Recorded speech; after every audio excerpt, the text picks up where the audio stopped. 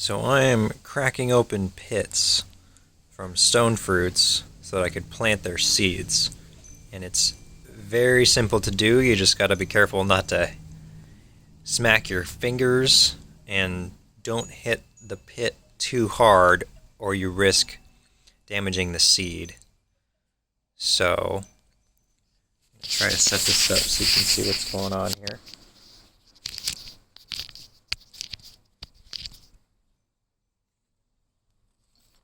So I'm going to put it on its side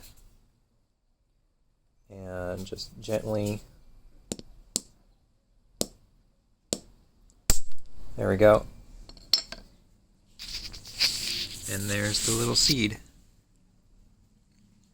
They look very much like almonds because almonds are a stone fruit.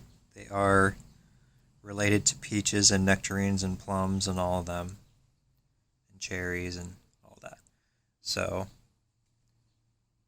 getting access to the seed is just that simple. You just gotta smack it with a hammer gently enough that you don't damage the seed, and it'll pop right out just like that.